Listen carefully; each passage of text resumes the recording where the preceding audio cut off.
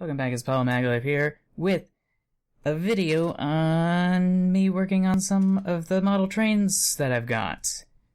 Currently, we're seeing a time-lapse of me working on Lego sets from a series that came out quite some time ago that I mentioned previously called My Own Train. I was engrossed with an excessive amount of attention to detail with respect to actually cleaning up these sets and replacing some of their missing parts because it's just in my nature. It's a satisfying activity that makes me happy, and that's all there is to it, really. I was able to work on cars 10013, 10014, 10015, and 10017. I still couldn't find 10016 to get, but we'll worry about that at a future point in time. But long story short, I'm just going to be giving you some updates on what's happened while this video is just playing through. So there's a few things to update you on. Officially, there's no room left to actually get more trains. And I don't know how else to add to that because there's not really much else to say. It's kind of self-explanatory. I guess I could move out, but I'm not in any position to actually do so. Especially considering the excessive cost of living and the fact that there's a bunch of other complicated things that I don't want to have to think about right now. I finally decided what programs I wanted to use for video editing, and I thought I should just stick back with what I know best, which was the Adobe Creative Cloud, which was a little disappointing from a financial standpoint, but in the grand scheme of things, this channel makes more in ad revenue than the actual cost of the Creative Cloud subscription, so I think we should be good to go in that respect. Still not as cost effective as going with one of the alternatives I was trying out, but I just wasn't in the mood to learn a whole batch of software from scratch. It's always frustrating for me. I don't know why, it just is. One of the alternatives I had considered was DaVinci Resolve, which seems to be a really powerful program that's currently free, or at least there's a free version of it, but I didn't quite feel at home with it because there were some things that I still needed to figure out how to do, and I just wanted to get this video out as fast as possible, as well as some other videos.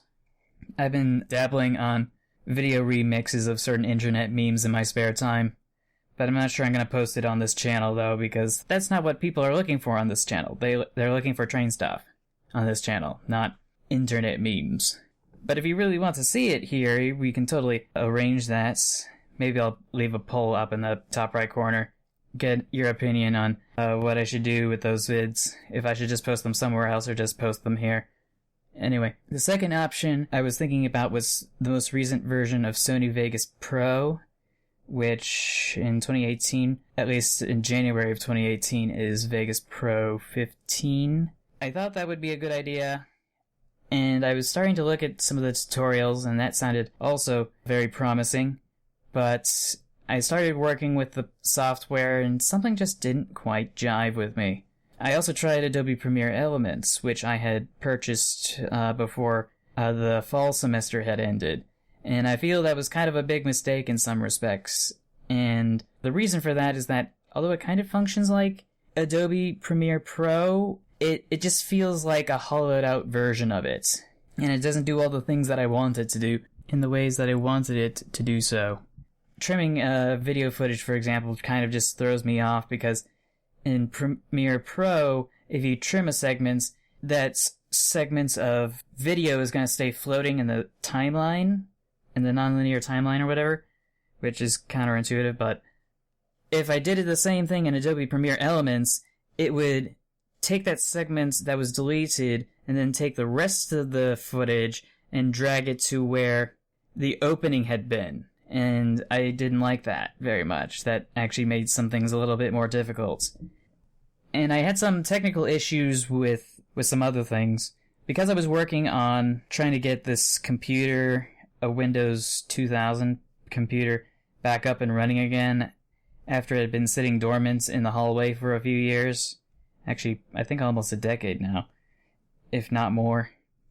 But we were trying to get that powered back up again, get it running again, to look at some of the software that's been sitting on a shelf in the computer room to see if it's worthwhile to keep, Because if the floppy disks don't have any information on them, or the diskettes don't have any information on them, then we could just toss them because they're just taking up space. So the working theory was that if we could get this computer to work, which was compatible with those diskettes and whatnot, then we should be able to make a final decision. And apparently I had forgotten the password. I don't know how I could have possibly forgotten it, but apparently it was from a time and a place when I had not recorded what those passwords were, when I really should have, because it was like 10 years ago and I was a different person back then. But that's beside the point. The point was, I had to bring my keyboard, which I was using for my main computer upstairs, drag it all the way down to get that computer to work and do its thing, because that was the only keyboard we had in the house that was compatible with it.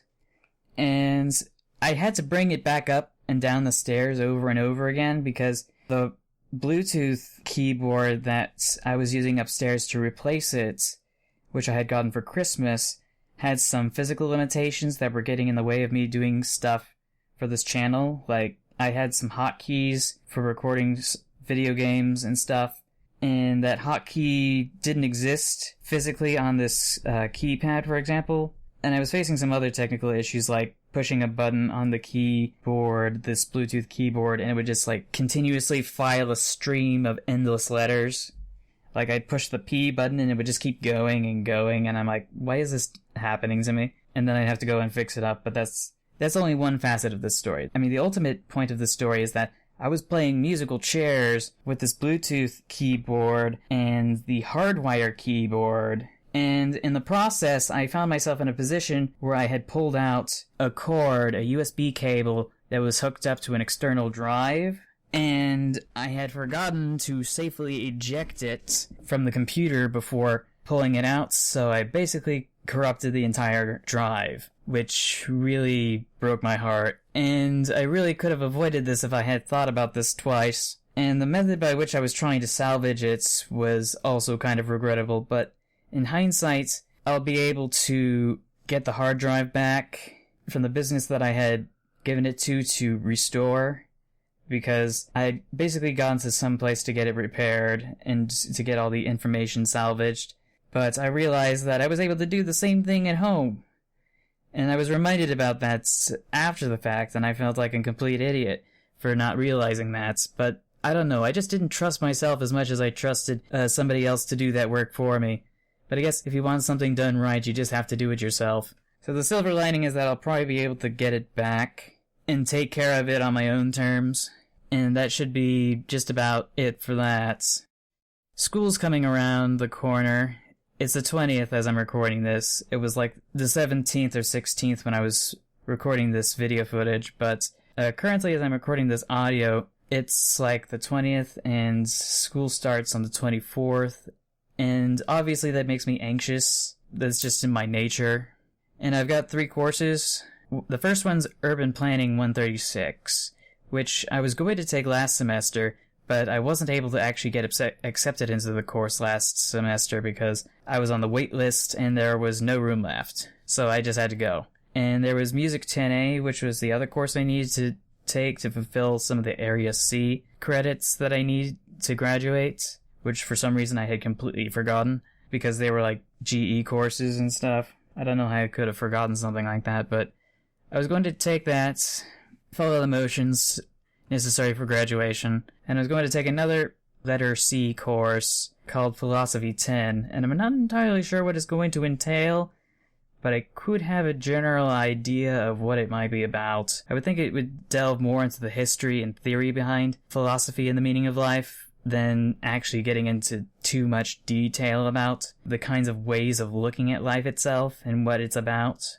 Before I wrapped up my winter break and headed back to school, I felt obligated to go get back in touch with some people I know, so I went to the mall. I got to see Star Wars The Last Jedi with my friend Marvin, which was really cool. I wanted to spend some more time after the movies talking, but there wasn't any time because of scheduling conflicts or whatever.